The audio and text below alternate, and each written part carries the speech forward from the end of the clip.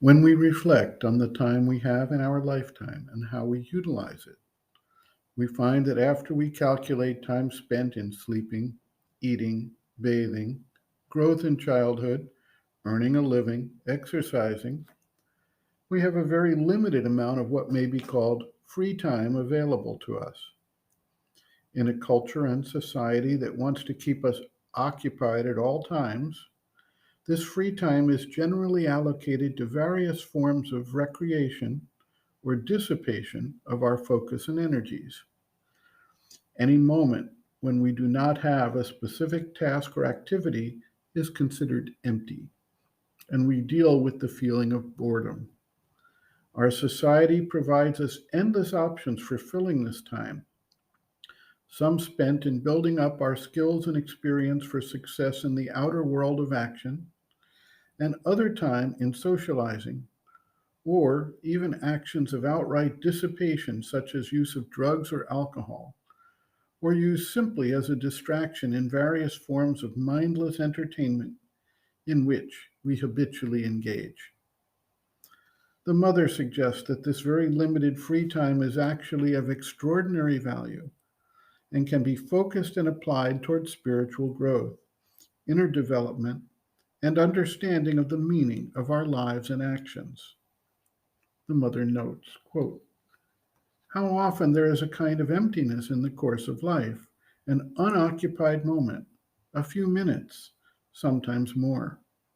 And what do you do? Immediately you try to distract yourself and you invent some foolishness or other to pass your time. That is a common fact. All men, from the youngest to the oldest, spend most of their time in trying not to be bored. Their pet aversion is boredom, and the way to escape from boredom is to act foolishly. Well, there is a better way than that to remember. When you have a little time, whether it is 1 hour or a few minutes, tell yourself, at last I have some time to concentrate, to collect myself, to relive the purpose of my life, to offer myself to the true and the eternal.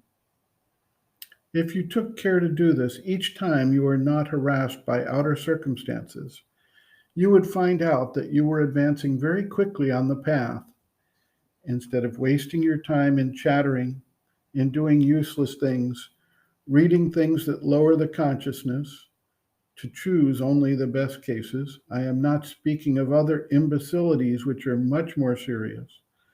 Instead of trying to make yourself giddy, to make time that is already so short still shorter, only to realize at the end of your life that you have lost 3/4 of your chance. Then you want to put in double time, but that does not work. It is better to be moderate, balanced, patient, quiet, but never to lose an opportunity that is given to you. That is to say, to utilize for the true purpose the unoccupied moment before you. When you have nothing to do, you become restless. You run about, you meet friends, you take a walk, to speak only of the best. I am not referring to things that are obviously not to be done. Instead of that, sit down quietly before the sky, before the sea, or under trees, whatever is possible. Here you have all of them, and try to realize one of these things, to understand why you live, to learn how you must live, to ponder over what you want to do and what should be done, what is the best way of escaping from the ignorance and falsehood and pain in which you live. End quote.